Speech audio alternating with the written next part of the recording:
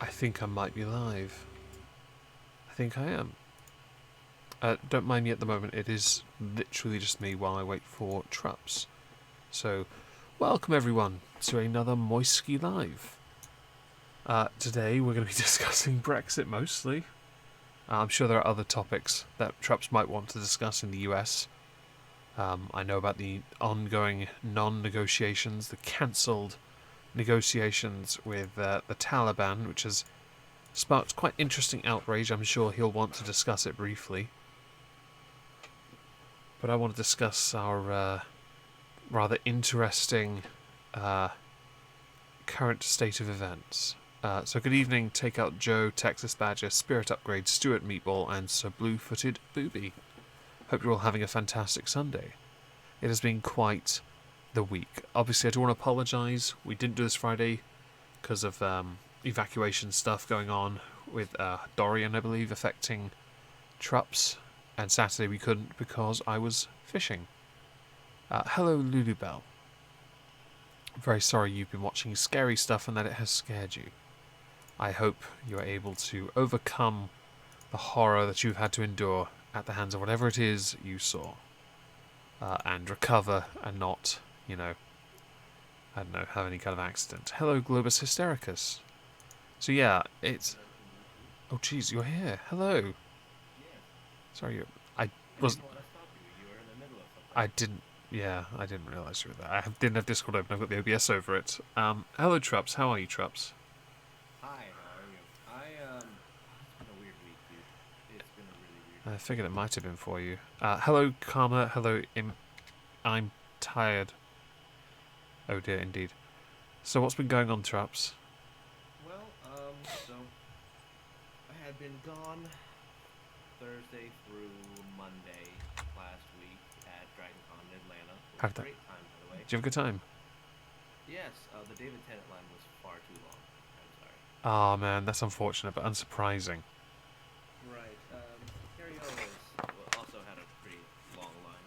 No, well, he's got a cult following, hasn't he? He does, and for good reason. He's a quality actor. Did you get to meet any of them then? I'm sorry? Did you get to meet anyone then? I did. I met several of the New York Times best-selling authors for science fiction fantasy. Okay. Like personally, I met them. It was kind of crazy. Oh, turn me up apparently. Oh, sorry, yeah. I have the other audio down really low. Go on, speak. Okay. Yeah. So I met a bunch of New York Times best-selling authors, and actually a band who is quite common in Dragon Con named Cruise Shadows. They're a goth punk band. Common that I actually in quite enjoy. Okay. So That's I pretty had cool. a successful Dragon Con. I'm glad to hear that.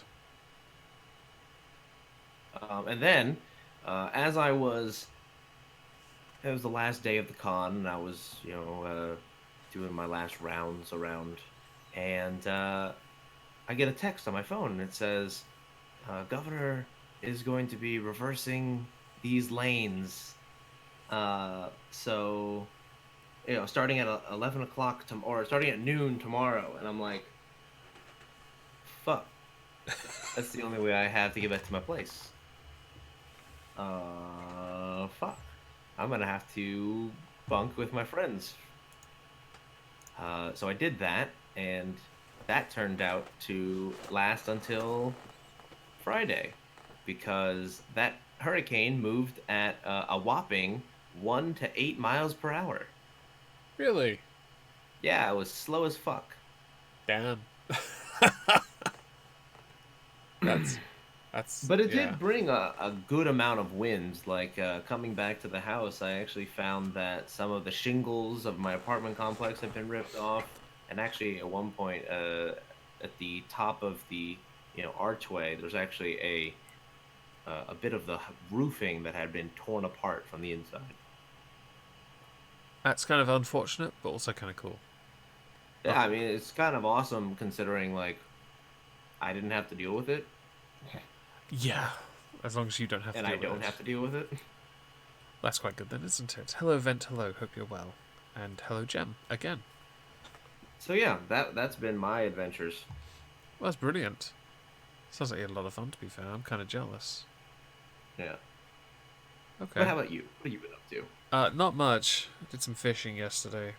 Been playing it with my guitars, and that's about it really. Making videos and just relaxing.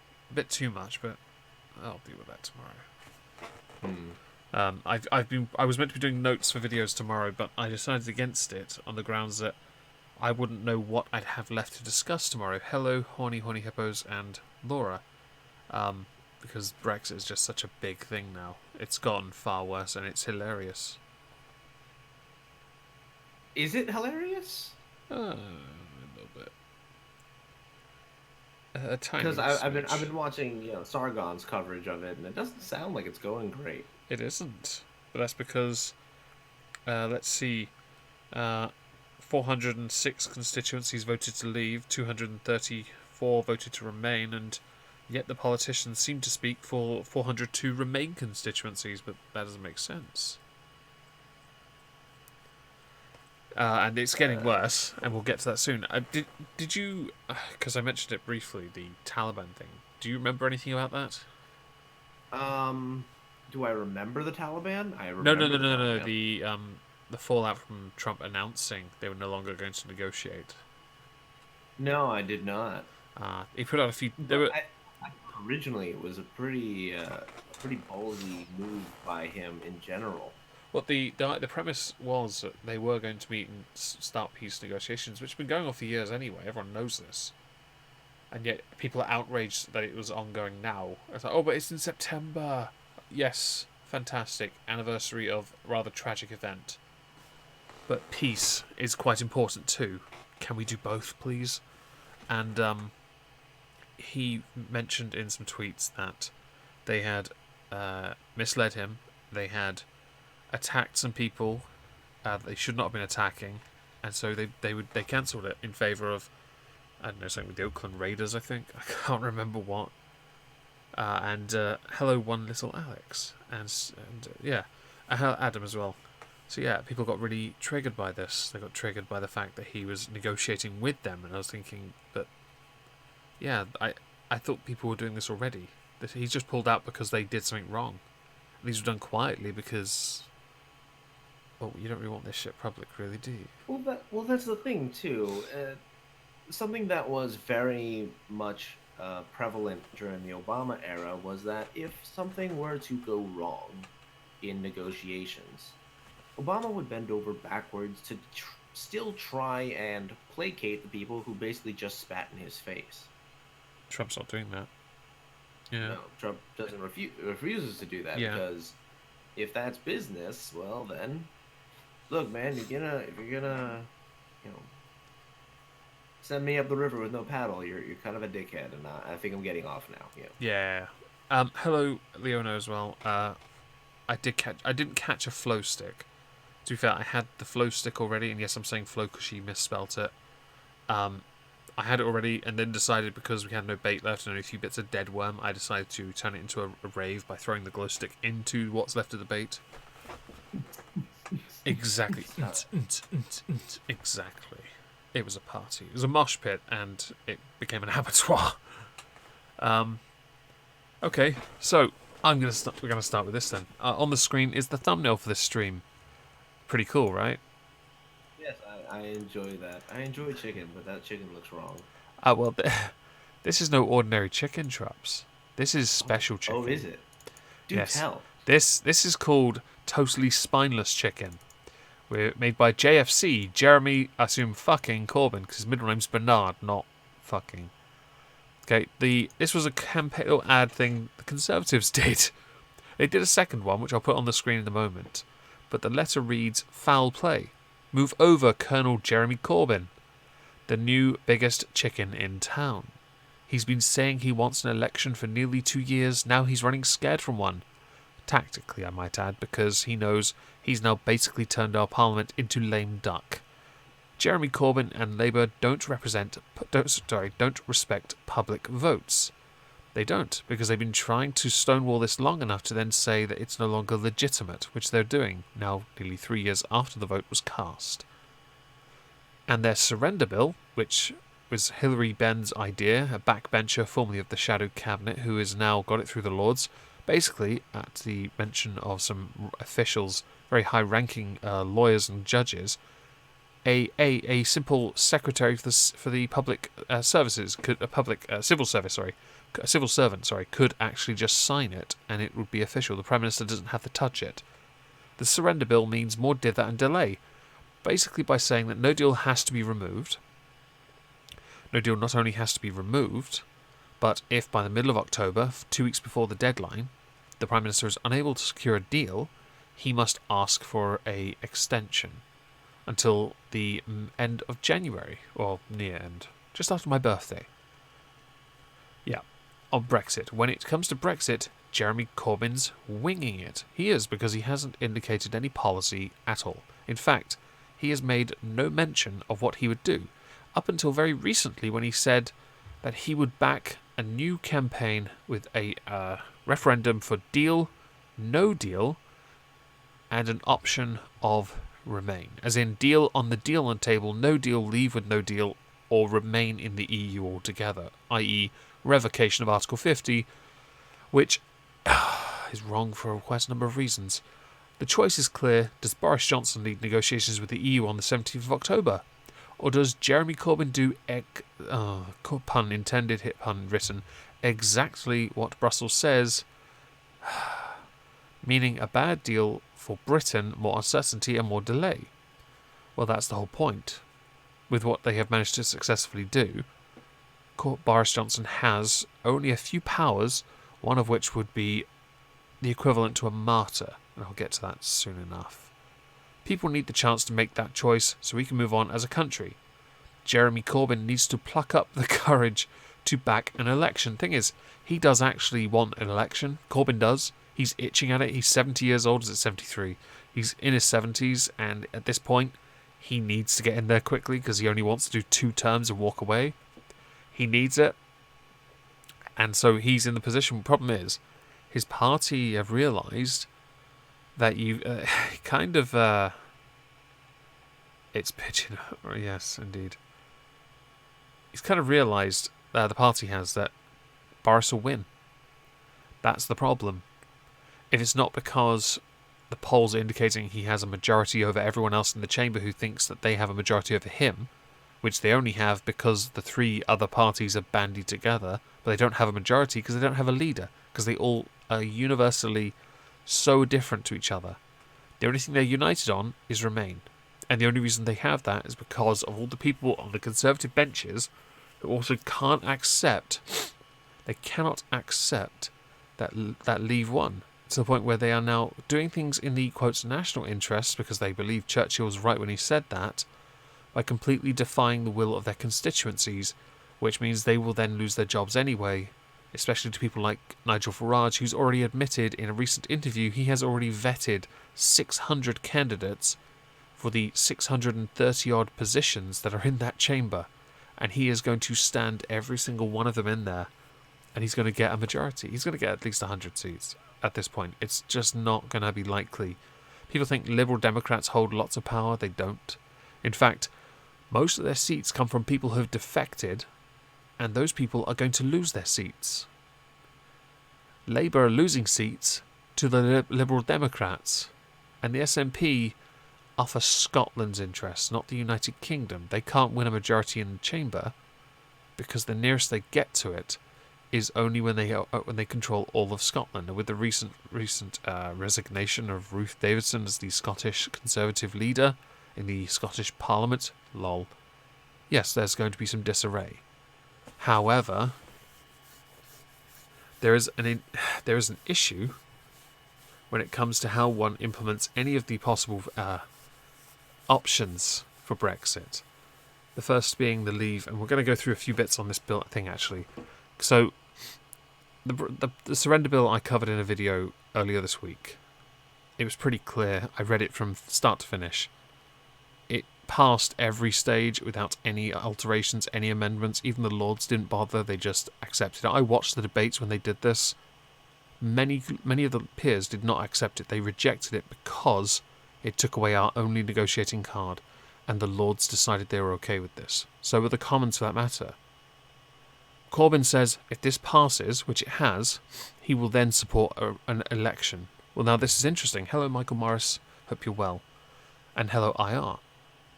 So basically, if this now has been signed and made official before the prorogation of Parliament, which is something I'll get to in a second, then that basically means we've got an election that will happen before the middle of October. But the Labour Party don't want to support that at the same time. So what happens? If no deal's off the table, what happens? Oh, that's right. If in the middle of October, and there's no election happening, and Boris has to go and ask for an extension, well, who's going to say yes to that? Oh, that's right. Maybe France.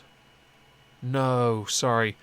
France. Macron's already said no. In fact, he's outright stated, I'm going to veto it because I'm sick of this shit.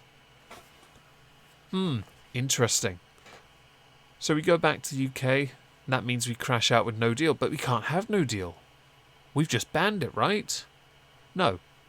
A number of institutions actually have indicated, think tanks as well, have all pointed out, legally, this bill does not prevent no deal at all. It's just you airing another grievance saying you want no deal off the table.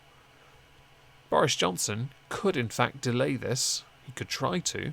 He could try and delay actually making this happen until the prorogation and then possibly delay it a little longer.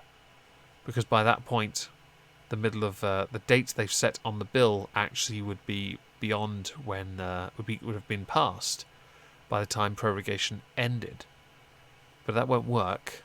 But then he can also ignore it, which goes to a legal challenge, which is actually an option on the table, with Boris considering going to the Supreme Court to get this bill absolutely erased because of what it does. Now, there was another case recently where I believe Gina Miller and Sir John Major attempted to get the prorogation issue dealt with, in the sense that they wanted prorogation, or the shutting down of Parliament, stopped. So Parliament was busy the entire time, so that these ardent Ramonas could ensure that this country continued this absolute bullshit display. But the judges rejected this.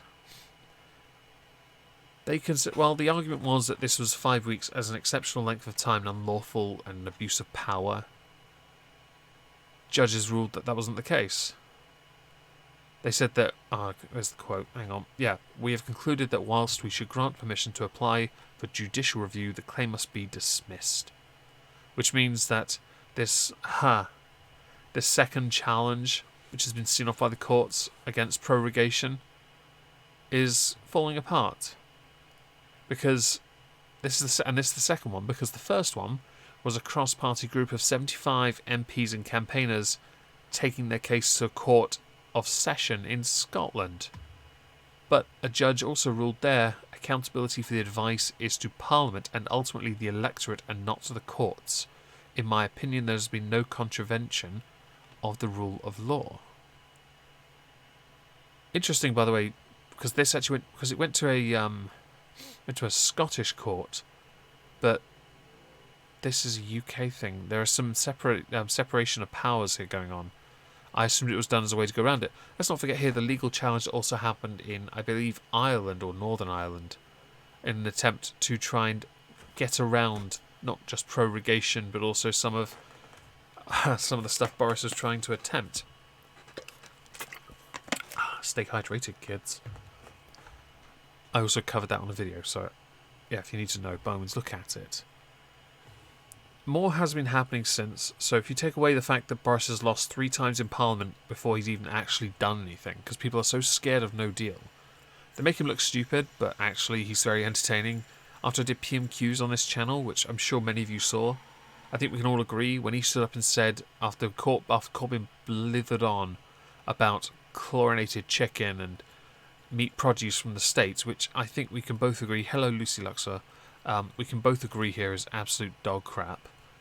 It's not, when people say that, they say it as if the food is going to be tainted with chlorine. That's not how it works. You basically don't understand chemistry. Shut up. It's a pointless process to add chlorine to a cleaning process. I agree with the case of chicken. I agree. It is not... Sorry, I've got a fidget spinner in my hand. What the fuck?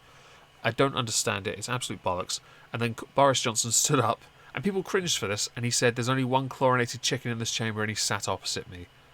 Which, to me, was the funniest thing I've heard in quite some time. Or, better yet, when he later on said that one of his own cabinet said that Jeremy Corbyn's own policy, and this was a quote, he even had to look to the speaker and say, I'm taking a quote here, his policy is shit. Like, come on. That's just brilliant. People are cringing about this, saying that he's unparliamentary. Where have I heard that before? Oh yeah, Donald Trump. Because Donald Trump is so unpresidential. Okay. I see him getting shit done too. Let's not talk about the national debt issues or overspending, because that's not really my issue. I don't care about that, to be honest. I do care, though, about that whole equating Boris to being Trump's bitch, but you have no proof of this.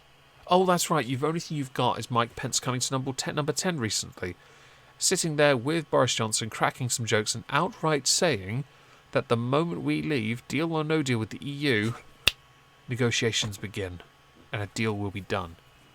And I don't think people understand how crap their scaremongery is in this context, because they say, oh, we're going to run out of medicine. No, we're not. Hello, Echo. No, we're not. Nobody is going to allow that to happen. The EU won't let that happen. The US wouldn't let that happen. Oh, we're going to run out of food. Now, where can I think of a place or a country that would want to sell us food in exchange for our manufacturing? Ooh, starts with United, ends with America. I can't quite put my finger on the name. Sorry, I hope you can all help me. I'm feeling a bit low IQ at the moment. Naturally, when people saw that, they decided, oh, it just means it's more proof Boris is in the back pocket of the US and he's going to sell off our NHS, even though he's outright ruled it out in a very public speech where he stood there with Mike Pence and outright said, we're not selling you the NHS. But no, I can't quite, no, it's tinfoil hat time. We've got to just condemn it because it's Boris, which is just stupid at this point. It's as cringy as saying, oh, anything Trump does is bad because it's Trump. It's pathetic. Let's not forget here that I didn't know this until I saw the video, that Owen Jones himself was calling for Brexit until the Conservatives called for it. And then it became a case of, hello Lisa, hope you're well. And then it became a case of, oh, we must remain because the Conservatives said we should leave, and that's bad. This kind of mentality of the left being, of some people on the left being, oh, we can't work with the right because they're on the right. And because Boris is in charge, it's the hard right. But he's not the hard right in the slightest, is it? He is simply somebody trying to enact the will of the people, which was failed by the previous Prime Minister and by the coward who left before. And by the cowards in the room who are too scared to accept that the British people actually don't give enough of a fuck. The only people that are scared are those who are being spoon-fed what can only be equated to as propaganda. Ooh, these people will die. People have been chastised, doctors, for saying, oh, people are going to die when we leave. If we leave, we don't have a deal. Even if we have a deal, they'll die. I think Mogg once did call them out for that. He ended up having to apologise just for the sake of shutting them up, because they read so loudly. And they've been so busy, politicians, complaining about him lounging in chairs or in Parliament, even though he has been known to have done that for nearly 10 years now, when there is space for it. I just think it's pathetic. More to this, let's see, how many people was it again? Oh yeah, so Boris Johnson took the whip away from 21 MPs. Right, the whip, as most people know, they're appointed by Parliament to help organise the party's contribution to parliamentary business. The main responsibility is making sure that the maximum number of party members then vote, and vote the way their party wants, so as to get the majority. Some of the names removed, this might seem a little familiar to, would include, let's see, Joe Johnson, who's recently quit as a member of the cabinet and left the party as an MP. In fact, he's quit as an MP. Not surprising, Joe Johnson left because Joe Johnson is a Remainer. Amber Rudd, actually a Brexiteer herself, but no, she's actually a Remainer. Most people thought she was a Brexiteer. No, right? She lost her job under May, got her job back after she lied, got a new job under Boris Johnson, and then decided to leave. She's rejoining David Gork and Greg Clark on the backbenches as independent MPs. She's quit the party as well. Philip Lee, ex-Justice Minister, who stood up when Parliament was about to start and then crossed the floor joining the Liberal Democrats. Him leaving the party then became a moment where the Conservative Party lost their majority because they were now, if everyone else was against them, they had an equal number of MPs. Also, Remainer. He wants a second referendum. Guto Bebb, a Welsh Tory MP, he has since been removed because he constantly voted against... Oh, hang on. Yes. He said that Boris Johnson was hypocritical for removing the whip as he constantly voted against the previous Conservative Prime Minister. But that's not the case. He voted against the crap that Theresa May was putting forward, and he only accepted the final deal because he kind of got fed up of it and said we should now just make the most of what is on the table and try and improve upon that in time, which is obviously a bit of a way of saying, okay, right, fuck it, let's move on. Right. Richard Benyon, great-great-grandson, former Prime Minister Lord Salisbury. But he has said he couldn't vote for a situation that would harm his less well-off constituents, which seems odd, since most Remainers have decided to vote against MPs, claim to work in the interests of the nation as opposed to constituencies, but this one says not, which is a lie. Others include Steve Bryan, Alistair Burt, who I believe was a front bencher. He was a foreign minister, I think. I think he's also going to the back benches, but I think he's also stepping down at the next general election due to conflict of interest between views and those of the party. Fair enough. Greg Clark, as earlier stated, he was a front bencher for a while, but he was sacked by Boris Johnson as business secretary in July. Ken Clark, the father of the house, 49 years as an MP, lost his whip because he has been he's been doing everything he can to actually help Remainers, while claiming, and he actually is the one that mainly cites Winston Churchill, saying MPs should do things in the national interest and stop thinking about the constituencies. He is a Europhile, and he's a twat now. I respect what he's accomplished, I have to respect that, but he is doing everything right now to prove that he is nothing more than a Remainer, a Ramona even, who's even said in a recent interview that he would, if given the opportunity, vote Lib Dem at the next general election, which, by the way, would be an automatic expulsion from his own party. David Gork, who is Theresa May's Justice Secretary, he is, I believe, a Remainer, but he says he's unconvinced about Boris Johnson, but he doesn't really care. Justine Greening, another one who's going to be stepping down at the next general election because she wants to focus on, I believe, disability-related issues. However, hello, funky animal, the Earl of Funkdom, cool name. She wants to work on disability issues and believes she cannot affect change in Parliament, which is tragic, but when you look at it closely, you realise it's because she wants more money and there isn't any. Dominic Grieve, many of you might recognise this name. He is the biggest Ramoning fuckface of the entire lot. And it actually pisses me off. Not because he's a Conservative, pisses me off who he is, because everything he has done has been not to stop No Deal, but to stop us leaving, under the guise of stopping No Deal.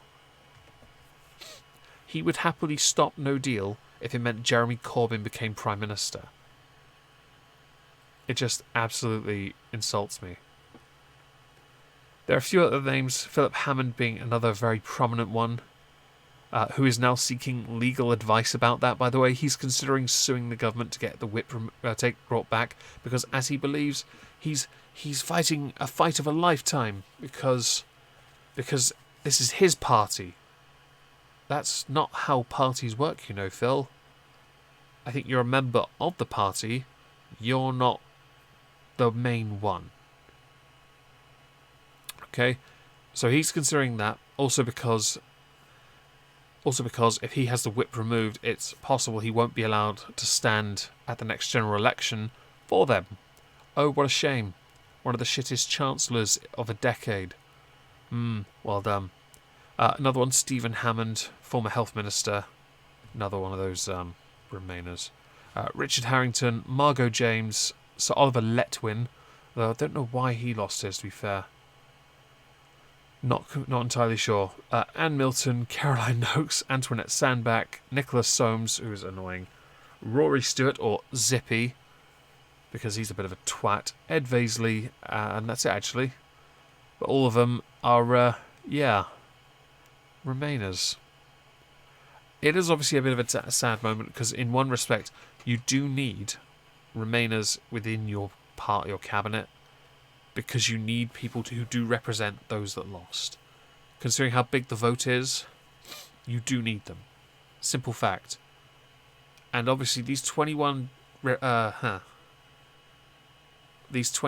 been called rebels, hello Tom of Loxley, what they've done is guarantee that Boris Johnson is what I earlier stated, a lame duck prime minister, in that he can no longer enact or introduce Hello Maverick Muffin.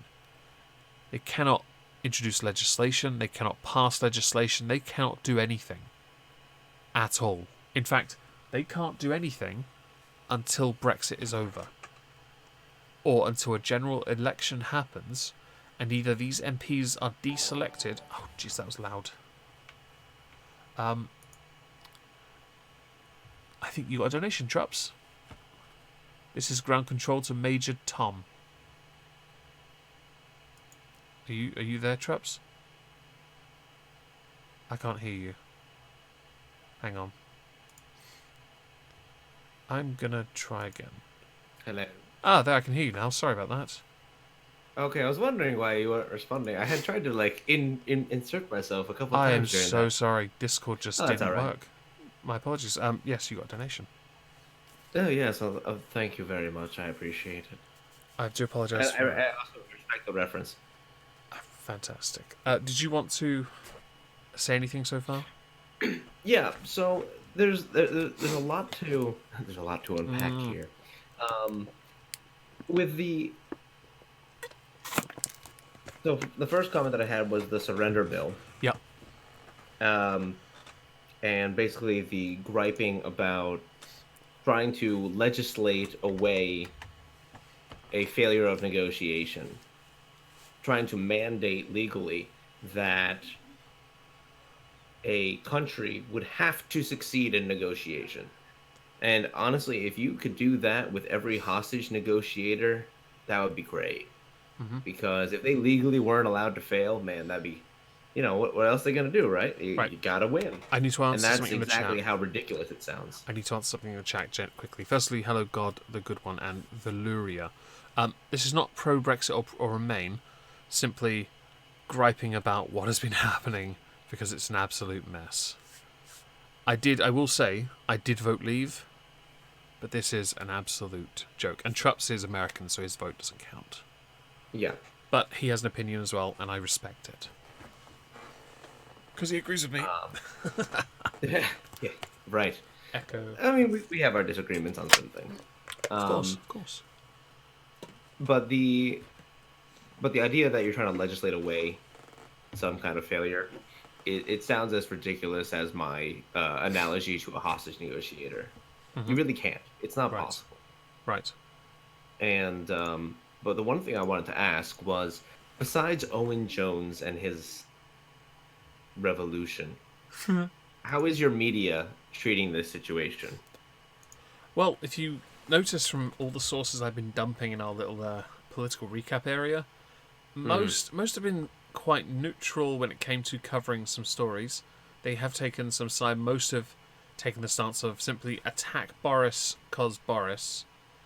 Others have been, I'll be honest, it's BBC. Yeah, actually, Stuart Meatball's quite right. The BBC, I'd say, Boris, the way the BBC have treated him is an absolute joke. And I will say, I'm glad, Valerie, you actually take that position. Because these MPs are, one, and I said it earlier, they're going to lose seats at the next general election to the Brexit Party, and Boris is going to win a majority. I want them to have an election because I want Boris to be Prime Minister. I just want them to shut the fuck up. I want this to be over with, but at the same time, I only want it to be over with in the sense that we leave Brexit. I want them to continue entertaining me because this is just amazing. Let's face it, as far as political discourse has gone and what's been going on in UK politics, this is pretty tasty. Please continue, by the way, Chubbs, because I know you've got a fair few things you want to say. But yeah, that was my question. It was, so the BBC is basically treating him the worst because because the BBC, they're unbiased. Of who he is. They're not biased. No, of course not. Neither CNN. It's weird that they're almost very similar in their acronyms of their names too. Yeah. BBC, CNN. Weird. Mm-hmm. But how is the scruffy little anarchist doing right now? I haven't heard much from him since the Purging happened, and he took to the streets to complain about something that's unlawful that has been legal since, I don't know, how long has your country been around? Quite a while, a few years. Yeah, just a little bit. Okay, so I haven't heard much about him since then. So, well, I've been seeing articles every day. I'd be tempted to make a video on him every damn day of the week because at the moment that's on this channel. It's just perfect. With Boris, he has been busy. He has been talking a lot about money to invest in the police. Hello, Trev. It's been a case that he's been trying to, he did some speeches up in Yorkshire with the police there, talking about investing in them and how important it was to get Brexit across the line. He's done a number of interviews, many of whom then say, but your brother left and blah, blah, blah, you're trying to do this, but you have no power. Yes, well aware of this, thank you. That's pretty much his response, but with his usual flair. He has no power at the present time. In fact, the only powers he has, realistically, are to what many have called making a martyr, in the sense that he will push through no deal, knowing that it will absolutely fuck him in politics. Although, if he does it, there is a huge chance this could work. It's a big gamble. Some people are saying that you're trying to gamble with people's lives. That's not what he's trying to do. He's trying to get this across the line because no one has the balls to do it. Many are saying in the media that he's days away from resigning. He's been in office for 2 months? Fuck off. Oh, don't worry. You're going to have to expect a lot more of those, especially if you remember how Trump was treated. Do you remember how many "This is it for Trump" articles? Oh, I remember, and it's still ongoing of the impeach Trump hashtag. Oh yeah, well I mean that's to be expected. And Lula does make a good point. Boris and Trump do look slightly alike. To be fair, it doesn't matter. I don't mind. It doesn't matter who they look alike. It doesn't matter how they behave. What matters to me is what they do. So I don't care what they say. I don't care how they attack other people. I don't care if they do, actually. I don't care if they attack someone. Calling Jeremy a chlorinated chicken, which, by the way, I should have put this picture on the screen for everyone. There you go. That's Jeremy Corbyn in a Big Bird outfit with JFC totally spineless chicken on the side. This was tweeted out by James Cleverly, MP chairman of the Conservative Party, which many said, Jonathan Pye said it was cringe, it was embarrassing. And I was like, I feel like that's exactly the point. It was the fact that an MP or party made this is even funnier because it's so stupid. But a comedian didn't find it funny. Now, I don't know if you can get the noggin jogging here, but I wonder why that is. By the way, I like Jonathan Pye the character. I think it's fantastic. But why couldn't he get the joke? How strange. I just don't know. I think it's something that maybe he needs to look inwards. Yeah. So actually, I will actually address the question in the chat. One outcome from, not a question, the clannery should be an MP has to stand for a by-election if they leave their party. Right. A few years back, MPs voted to prevent that. That's why all the MPs that have defected haven't. Which, in retrospect, now I think more... and maybe it is because I'm thinking about this and how they're behaving. I'm starting to lean more towards, yeah, you fucking should now, because you're starting to embarrass me. Yeah, but could you imagine what that would be like if, let's go to the most I guess the word would be extreme degree. So let's say you vote in somebody who is conservative. Yep. They campaign on conservative, all that, Yep. and then the moment they get into parliament, they're like, haha, I lied. I'm actually a Democrat.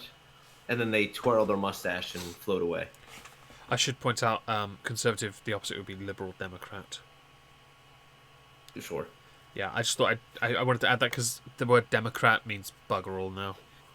Yeah, that's okay. We really don't. Republican doesn't mean much anyway either. It kind of means about as much as the alt right, kind of an amorphous catch-all term for people who the other Yeah. people don't like.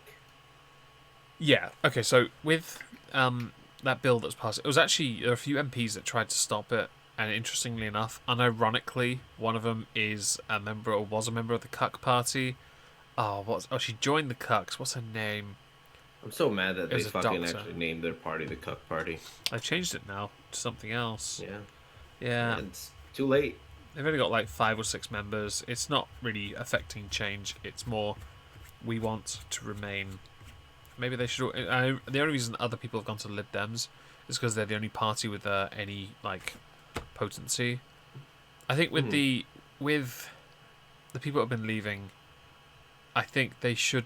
If the election is called early, I think many of them know they're fucked. Chuka Amuna has already switched. Is considering at the next general election switching his safe seat of Stratham to actually to one of the most difficult ones for Lib Dems, a Conservative stronghold in Windsor. It's like, you're not going to win that. The Conservatives have held that seat since the day it was created. Chuka Amuna is out. He's not going to win, and he's somebody many people considered who could have been the face of Labour. He could have been the future of politics. Ardent Ramona. But he's fucked if he does that. His seat is safe in Stratham. It's not if he goes for that. He should not be doing that, but he wants to do it because he wants to undermine the Conservatives. But you're not going to undermine the Conservatives. You Liberal Democrats are getting ideas way above your station. You are a third-rate party who've betrayed the people before and are now, by your very existence and what you are suggesting now, betraying the people to this day. And yes, maybe you do represent the more idealist types that want to remain, but you don't represent the winners. I wouldn't call them idealists. I would call them delusional. Okay, that's probably the better word. Thank you. Because Correction. honestly, the only reason I would go so far as to give them that kind of term is because, based on what Jeremy Corbyn has been toting the entire time that Theresa May has been, through votes of no confidence, calling for a snap general election over and over again. And then the moment that a general election starts being called for by the Conservatives, and he's where? Yeah. He's saying no. He's saying no Well, for a couple of reasons. yeah, and you went through a couple of them earlier. I've missed one out. Oh. Right, so if he does call for early general election, even if he wins, Corbyn that is, Boris wouldn't have to leave straight away. In fact, he'd get about, let's say, a month, maybe 2. So mid-October, we leave on the 31st of October. What happens? Oh, that's right. We leave without a deal, even if we don't have Boris as the future Prime Minister. He won't do it because he knows, win or lose, Boris wouldn't have to leave straight away. Yeah.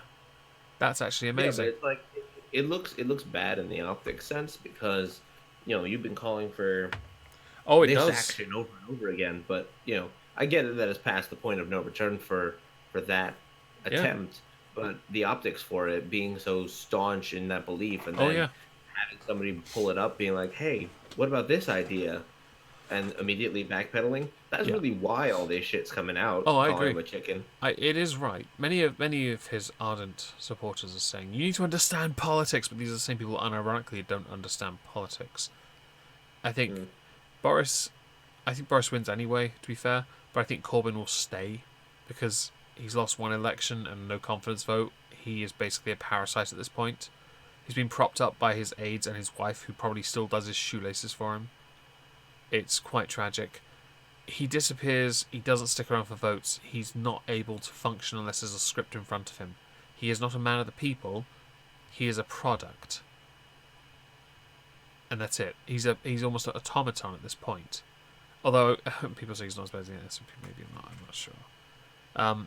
There is it's a rumor going around that the Brexit Party have done a pact with Conservatives, and the pact is, hello Astra, hope you're well. The pact is apparently that Boris will pursue no deal, and the Brexit Party will give them the votes. DUP will more than likely support them as well, to be fair, and that's fine, because honestly they need the votes. I think if a general election happens, Liberal Democrats will take more of Labour's seats because the anti-Semitism still hasn't been dealt with. I also think, actually, Tom Loxley made the point there about Jared Amara. Good point. If there's an early general election, his soon-to-be vacated seat will be up for grabs. Liberal Democrats used to hold it. Then Labour with Jared Amara. Well, I wonder who they're going to go for next, because they gave up on Liberal Democrats after they betrayed them, and they've had a Labour guy who's basically betrayed them since the day he's been voted in, but only because, I'm not going to crap on him too hard, his mental health issues, he was never vetted enough or well enough or prepared for what he did, or to go into office, that is. Yeah, they are a default party. Grey Day, hope you're well. And hello, Yeah, can you Dude's Cal. explain to me a little bit about these Lib Dems? Because honestly, I didn't. I was always under the impression that the power struggle in the UK was really between the Tories and Labour. It is. It mostly was, in fact. So, Right, so, okay, I will explain now then. Okay. Liberal Democrats were the third largest party normally. Okay? In the UK, that was how it was. In PMQs, how it goes is the main party opposition gets 6 questions. The second biggest opposition party get 2. At this present moment, it's the SNP because we care about Scotland, and because Liberal Democrats and Labour lost most of their seats up there to the SNP. Liberal Democrats, back in 2010, they actually were what gave David Cameron the majority. He didn't win a majority because he couldn't. Actually, at that point, we had a 3-way split, and it was quite close. But Lib Dems propped up the Conservatives because Labour had utterly fucked the economy. Unfortunately, the Liberal Democrats betrayed the people who actually voted for them, i.e. the students, who they promised they wouldn't raise tuition fees, and they did. They did, however, raise the tax bar, which took people like me out of having to pay tax, although I will say I do pay tax, okay? I earn just enough to do that, and I'm happy to do that because that's my right. And privilege, I think, to pay into this system. Although taxation is theft! I'm kidding. Hello, James von Maxwell. Hope you're well. Liberal Democrats obviously then went through, after 2015, where they lost. They were wiped out, okay? There was maybe 5 or 6 of them left. Over the last 4 years, they have been rebuilding slowly. Vince Cable has done a fantastic job getting them back up. Every time a by-election happened, he was there. He was promoting the crap out of it, and they were they were going for the Remainer spots. Now, as they've grown bigger, they've gotten more legitimate. With the introduction now of Jo Swinson, a female leader, which is a big deal, even though the Conservatives have had 2 female prime ministers, so how this is a big deal is a mystery to me. They have become more credible because they've taken a Remain stance. Because the Liberal Democrats are outright Remainers, other MPs that are themselves outright Remainers... you spelt Moisky Live wrong, Tom, just thought I'd let you know. That's why I didn't get tagged. Because they're ardent Remainers, any other MP that feels that way goes there because of that.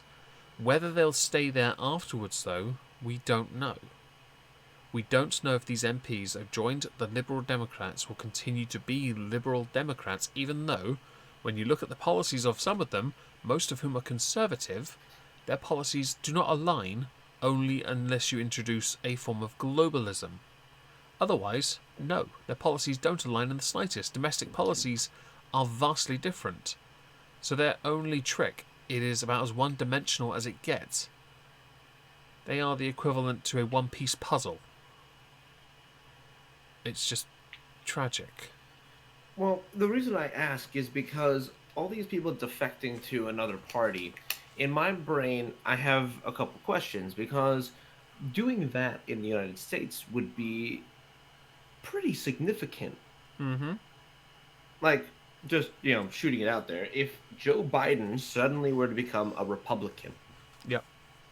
my God, the world would be flipped and everything would be wrong and the world would die, at least as far as the Democrats are concerned. Republicans wouldn't be so happy about it either.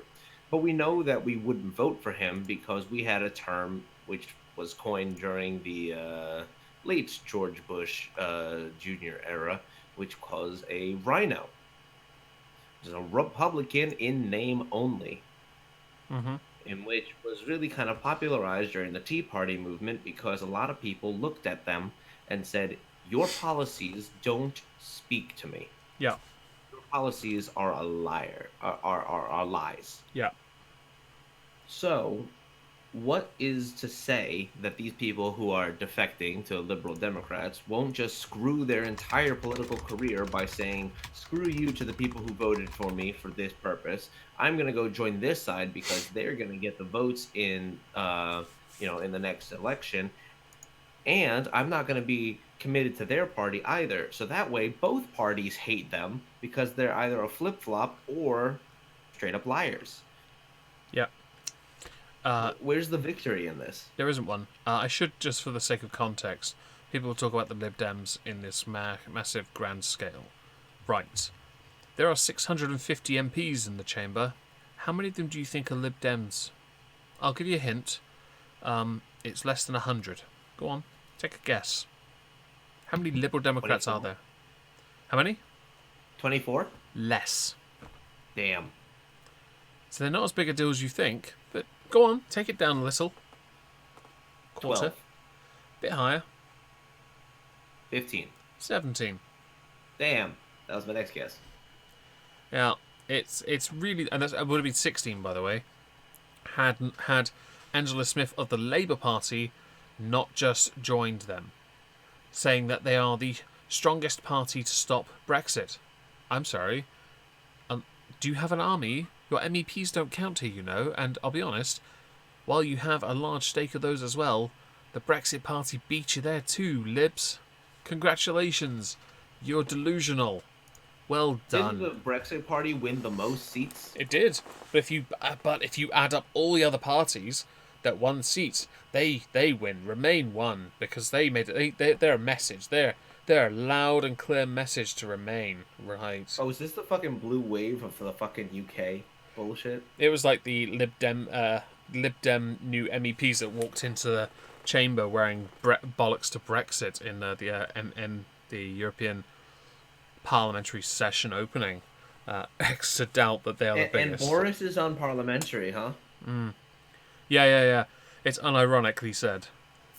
Oh, that's painful. Philip will not be staying. Meg Bracknell is very angry, Meg. Yeah, I'm not surprised. I'm really not surprised.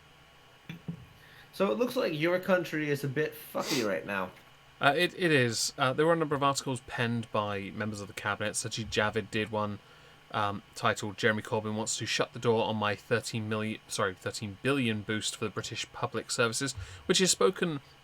There's a certain level of irony to it, considering what Corbyn wants to do is spend about that much in the first year buying back all the services and renationalising them, which is just really stupid. He wants to buy all the services back. He wants to renationalise everything because, we must control the means of production. And, But then his argument is, well, I want to protect the jobs. No, it isn't. Your very socialist policies would endanger them because you're reckless wanton spending. You're an absolute hypocrite. He should be calling for a general election, by the way. He should be calling for it. Commons have voted against it, but at this point, I think they should have it, because what's the point? You've now put the government in a position where the only option really for them is to ignore you and just put their fingers in their ears and go, la la la, I can't hear you, now make me do something I don't want to do. Tell me what... Basically, they're trying to make Boris their bitch. By doing that, they have undermined democracy with their own actions, under the guise of, he's doing that to them, so they're allowed to do it. What's that term? There are no bad targets, or no bad tactics, only targets, or something. That seems oddly like the right thing here. It's all bad tactics on an alleged bad target, but your alleged bad target has continually said he's negotiating, which other leaders, well, people in the party have said, Amber Rudd has said, oh, you're not doing that, but other leaders in the EU have been photoed with Boris Johnson because he's been meeting with them. how is this so complicated? Oh, but it doesn't mean he's dealing with it. Doesn't mean he's negotiating. Shut the fuck up. It's not like he's standing on a balcony drinking champagne just because of a photo opportunity. Well, maybe he is. But I don't think that's why he went to Germany to talk to Angela Merkel. I don't think he went to France just to have a little hug and kiss with Macron and maybe fuck his wife. Pensioner. It makes no sense. He's not doing anything. He's not possibly pushing through any policies. Hello, Cyrene.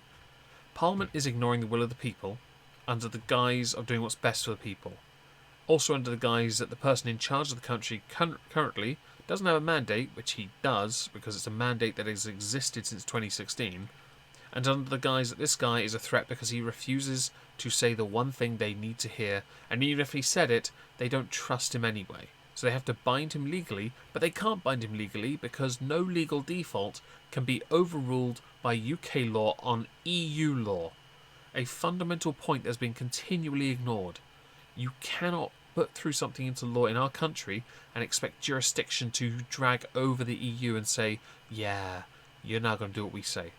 As if we could get the EU to do what we wanted in the first place. We know they wouldn't, because David Cameron, John Major, Gordon Brown, Tony Blair all gave up negotiating cards, vetoes and every other power we had to them in the first place. Which got us to the point where we are currently at. We had to leave because it got so fucking unbearable. We couldn't affect change. We couldn't get the EU to reform. They continue to be clandestine. They continue to elect behind closed doors. People are going to say, oh, but Boris was done the same way. He really wasn't. Stop that. He should have an election, so he has that bloody mandate. Theresa May did. People said, oh, she didn't have a mandate either. So what did she do? Had an election. She still won. Can't hold that against her, really, can you? It's absolutely shameful that these people represent us but are everything that is against us. There was a quote I saw on Twitter about Cromwell. Oh no, wasn't it you was it you or Skog on Discord? Someone put it on I think it was on shitposting, and it couldn't have been more correct. I'm going to have to find it quickly because I think it's probably Skog. It was Skog. Here it is. Cromwell said, "Ye sordid prostitutes, have you not defiled the sacred place and turned the Lord's temple into a den of thieves by your immoral purposes and wicked practices? You are grown intolerably odious to the whole nation. You are deputed here by the people to get grievances redressed, are yourselves becoming the greatest grievance." He couldn't have been more right. If you take that out of context and apply it now, it's absolutely correct. And that's shameful. They should be ashamed of themselves, quite frankly, at this point, because they're an absolute joke. Perhaps I might recommend that all the people who are scared of no deal, all the MPs that are afraid of it, unify, unite, wear a uniform, dress like Jeremy. And just for the sake of a bit of context here, I'm going to drag this image up a little. She had the full scope of the outfit. There you go, guys. Hat included. Yeah, you get all of that. You get all that jezza in a costume. I'm just going to leave spineless chicken at the top, because that's what you are. You're afraid of something you can't control, but it's already going to happen. And it's not going to happen because of Boris either. It's going to happen because of you guys. It's going to happen because not one of you had the balls to simply do this right. Because not one of you could agree to terms, not one of you could agree a deal, not one of you could agree any possible avenue that wasn't simply, let's just get no deal off the table. Like that resolves anything. If you don't have a deal, you have no deal. This is not a nuanced argument of, but that still leaves leeway. We could ask for more time to work on it. The EU have already said they're not reopening the withdrawal agreement. Because that's the best deal for them. Did you not realise? When Theresa May negotiated a deal, she negotiated the best deal for them. Because she's also Ramona, who is seeking at this moment to stymie Parliament as well. In fact, there are articles on her already trying to reinstate Remainer rebels because she's against Boris Johnson's brutal decisions to purge 21 MPs. So he didn't purge them, he just took the whip away.